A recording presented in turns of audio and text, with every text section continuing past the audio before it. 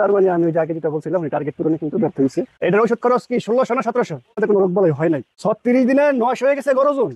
এই মেডিসিনটা আমি আব্দুর রহিম ভাইকে ব্যবহার করতে দেখছি। উনি যে খাবার ফার্মেন্টেড করে সেখানে উনি এটা ব্যবহার করছে। তো ওনার আমি জিজ্ঞেস করছিলাম যে মেডিসিনটা কোথা থেকে আপনি কিনেন। তো উনি বললো যে এখানে তো একটা মেডিসিন না, এইখানে এই প্রায় 20-এর উপরে, প্রায় 20+ মেডিসিন আইটেম এখানে আছে।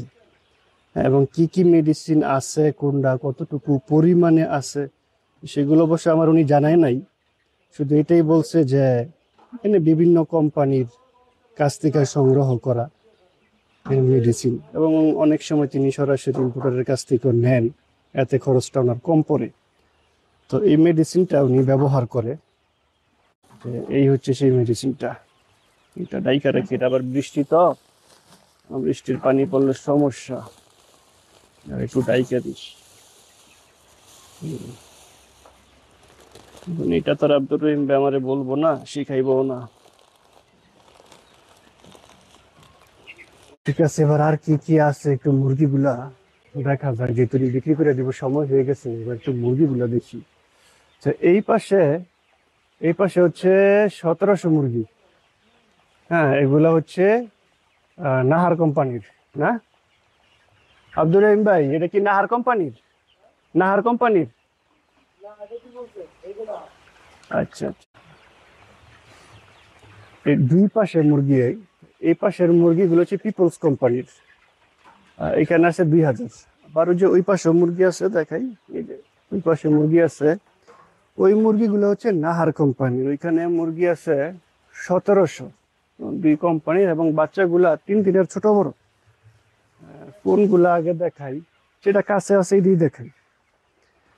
পিপলস কোম্পানির বাচ্চাগুলো আগে দেখাই। এগুলার আজকে বয়স কতদিন শিমুন ভাই? 8 তারিখে নিছে, 4 তারিখে, 4 তারিখে নিছে, আজকে হয়েছে 14 তারিখ। 4 তারিখে নিছে, আজকে হয়েছে গিয়ে 14 তারিখ। এগুলার বয়স হচ্ছে আজকে 40 দিন।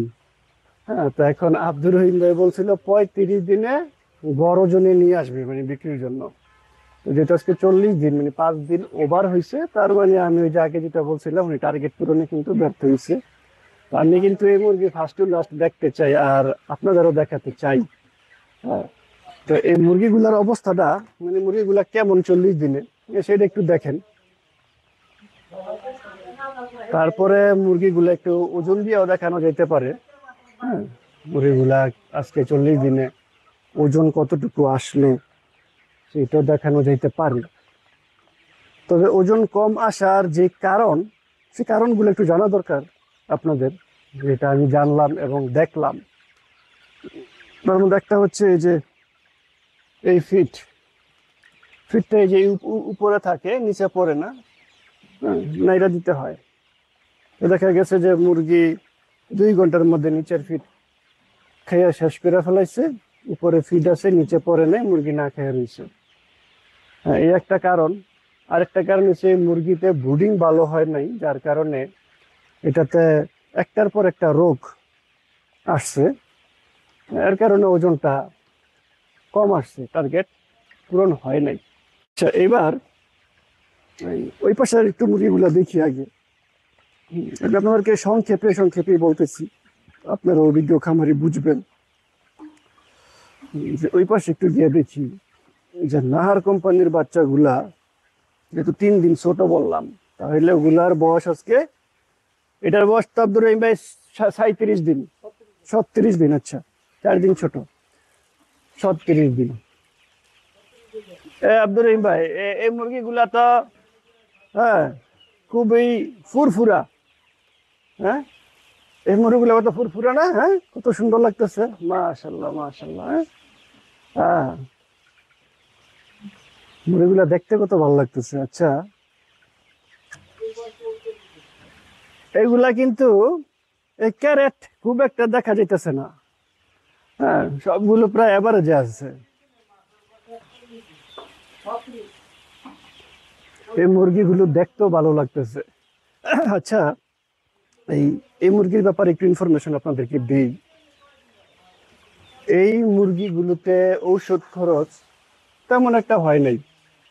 এটার ঔষধ খরচ কি 1600 না 1700? 1500 টাকা। আচ্ছা, 1500 টাকা এটার ওষুধ খরচ। রোগ বালাই তো এটার মধ্যে হয়ই নাই, এটার মধ্যে কোনো রোগ বালাই হয় নাই। হ্যাঁ, তো এর কারণ কি জানেন? এটার ব্রুডিংটা ভালো হয়েছে, পারফেক্ট হয়েছে আসলে। এটার ব্রুডিং এর ব্যাপারে আমি হেল্প করছিলাম। হ্যাঁ, এটার ব্রুডিংটা ভালো হয়েছে, পারফেক্ট হয়েছে। তো এই জন্য এটাতে আপনারা জানেন আমি অনেক কম খরচে মুরগি পালন করি।